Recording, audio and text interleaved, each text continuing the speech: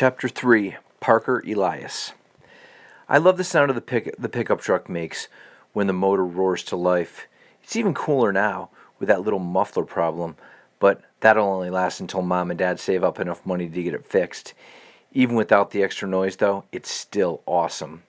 I looked down at the start button. That's what I saw the first time anyway. Now, here's what it really says. Engine, start, stop. That's what reading is for me. I see all the letters, but they're kind of a mishmash. Like my class at school, which is SCS 8, although it looks like SS 8-C or S8-SC or even C-S8S. It messes me up at first, a little, until I figure out where I have to go, and then it doesn't matter what order the letters and numbers are in. The pickup jounces over the packed dirt of the driveway before bumping onto the paved road where our property ends. Our farm is right outside town, so I haven't gone very far when a police car pulls up beside me. The cop gives me a thorough once-over with his eyes. I'm used to it. I'm kind of small for my age, so I look like a 12-year-old out for a joyride. I thought that new girl's eyes would pop out of her head when I jumped down from the pickup on the first day of school, or maybe that's the expression she gives everybody who knocks her book bag halfway to the moon. Let's set the record straight. I'm 14. They don't let you drive any younger than that, no matter what your special situation is. It's okay, though. The police around here all know me. The cop rolls down his window and peers into the flatbed of the pickup, taking note of several bushel baskets of fresh tomatoes. "You're just taking those over to the farmer's market, right, Parker?" he calls. "Right, officer." "And straight to school after that?" I shake my head. "First I have to pick up Grams." The cop frowns. "Grams?" "My grandmother," I explain. "I have to take her to the senior center, then school." That's why I have a driver's license in 8th grade. It's a provisional license, although to me it usually looks more like a Rip Lavooney licenses. I'm all allowed to drive the pickup so long as it's for farm business or for Grams, who's pretty old and sometimes kinda confused. No offense. My folks both work crazy hours on the farm, so I'm the only one who's free to pick her up at her apartment and take her to the center, where she hangs out all day. Then I drive to school, and after school I pick her up and take her back to our house for dinner. She doesn't live with us, though. She refuses to give up her own place. My independence, she calls it. The law says I can do all this because running a farm is considered a hardship. That's pretty stupid because we actually prefer living outside the city and having tons of open space where everybody else is stuck on a little postage stamp of grass. Plus, we don't have livestock, so we don't have to do any of the really gross farm things, like sticking your arm up the butt of a sick cow. I've only seen that one on TV, but hard pass. I drop off the tomatoes at the market, watching the clock impatiently while Mr. Sardo weighs everything to the millionth of an ounce. Then straight to Grams. She's waiting for me in the lobby of her apartment building, but she's wearing a winter coat and it's like 80 degrees out. So I have to park and go upstairs and put away the coat. And by the time I return from the closet, she's in the kitchen warming up leftover meatloaf for me. "But Grams, I'm going to be late for school." "Breakfast is the most important meal of the day, kiddo." I used to like it when she called me kiddo, but now I'm pretty sure it's because she can't remember my name. It bums me out. To be fair, she called me kiddo before she forgot my name, too. The difference is now, it's the only thing she calls me. "I've already had breakfast," I told her. "You want mashed potatoes with that?" she asked. "It won't take long." "No thanks, this is fine." Obviously, I eat the meatloaf. It's actually pretty good. Gram can still cook even though she's forgotten most other things. She's been knitting me a sweater for the past 3 years, and she can't seem to finish. I've gotten a lot bigger in that time, but it's okay, because so is the sweater. It's draped over the back of the couch, a mass of drop stitches, hanging strands, in random colors. It looks like a giant psychedelic wool amoeba. I gulp down the food as fast as I can, but it still throws off the schedule. By the time I drop Grams at the senior center, I can already hear the bell ringing at school, With my grandmother, there's always something to slow you down. If it isn't meatloaf, then she's buttoned her blouse wrong, or she's wearing slippers instead of shoes, or she's waiting for Grandpa to come home, even though he died a long time ago. I'm used to being late. Gramps is worth it. But it's my fourth time already, and it's only the first week of school. I barrel around the streets, busting the speed limit by a lot and blowing at least one stop sign. I screech into the parking lot, leaving a small mark on the side of Mr. Sarkisian's BMW. Not good. Carefully, I back out and find another spot. This one on the opposite side of the lot. I pull my trusty can of scratch guard out of my glove compartment and rub off the evidence from my front bumper.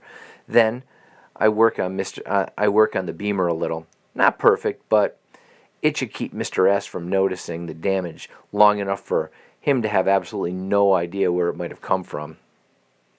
This is usually the part where my day starts to go downhill. I love getting to school, the driving and all that, but once I'm here, not so much. There's no problem with the building, and the teachers are okay, I guess. It just happens to be a place where I'm bad at everything that's considered important. It's a long walk to room 117. I take it slow because who wants to rush to somewhere you hate? I'm already late though, so I open the door and walk inside. Before I know it, my feet slide out from under me, and wham, I'm flat on my back on the floor. It gets a big laugh and scattered applause from the 6 kids who are already there. The only person who doesn't react is our teacher, Mr. Kermit. He never lifts his face from the New York Times crossword puzzle, except occasionally to take a sip of out of his humongous coffee cup. And that's not just today. He's like that all the time. Yesterday, when Barnstorm chucked one of his crutches and shattered the globe, the teacher didn't so much as flinch, not even when the Horn of Africa bounced off the side of his head. You could probably set off an atomic bomb in his desk and he'd never even notice. I scramble up, but when I turn back to the doorway to see what tripped me, I go down again, on my face this time. I can smell the floor and taste it a little. There's butter all over it. "Who greased the floor?" I howled. The kids laugh louder, enough to penetrate the cone of silence and capture Mr. Kermit's attention. He glances up and sees me flopping like a fish out of water and quickly goes back to his puzzle. If he's not the worst teacher in the world, he's definitely bottom 5. Most embarrassing of all, Kiana has to rescue me. She's the girl whose backpack I hit with a truck. She hauls me far enough from the buttered area that I can stand upright again. My shoes are still a little slippery, but at least I can walk to my desk. Kiana turns to the rest of the class. "Who did that?" Raheem, who's fast asleep, lifts his head off his desk and looks around like a deer in the headlights. "Did what?" "Let it go," I murmur, red-faced. "What? Why should you?" she demands. "Somebody buttered the doorway. Mr. Kermit's not going to stand for that." An absent-minded comes from the direction of the teacher's desk. "Shh." I drag my broken body back into my chair. "Who's the mystery prankster who almost put me in intensive care? Plenty of possibilities in this class. Barnstorm, the injured sports star, he gets away with everything. At least he did until they put him in SCS 8. Aldo, the jerk who flies off the handle every time the wind blows. Elaine, I sneak a look over my shoulder at the scariest girl in the 8th grade. Oh, please don't let it be her. Elaine rhymes with pain. I'll probably never find out who buttered the floor. If it was Elaine, I don't want it. I don't want to. When I glance up, Mr. Kermit's standing in front of me. At first, I'm flattered that he's come to make sure that I don't have a concussion, but no. He places a worksheet on my desk and wordlessly returns to his crossword puzzle. That's what we do in this special, self-contained 8th grade class. At the beginning of each period, Mr. Kermit hands us a worksheet no one does them. At least that's how it was at the beginning. There was a lot of paper airplanes sailing around the room for the first few days.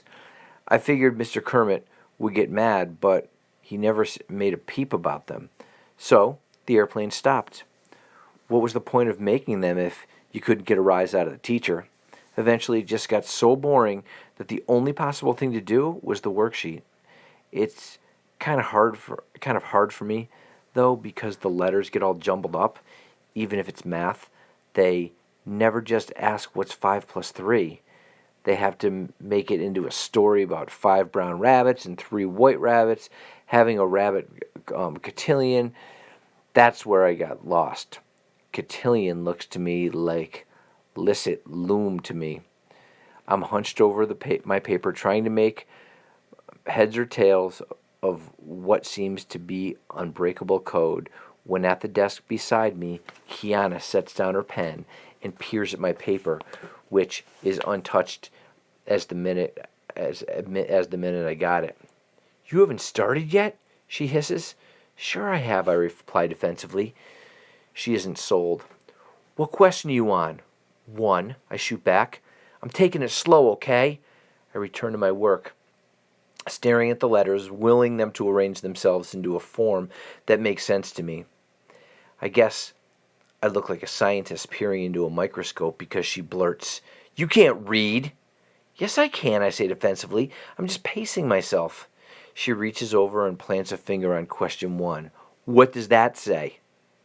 There's no talking in class, I tell her. "You want to get us in trouble?" Mr. Kermit takes a long, loud slurp on his giant coffee. "Read it," she orders. And I don't. It's not that I can't, but it would take time. "I don't feel like it," I mumble. "Parker," she urges, "this is stupid. You can get help with this. You just have to tell the teacher. But nobody can help you if they don't know that there's a problem." My eyes find Mr. Kermit. His attention never wavers from his crossword puzzle, even though Raheem and Barnstorm are sword fighting with rulers, and Aldo leaves the room altogether. If I have to depend on Mr. Kermit for help, I'm going to be older than he is before I get any.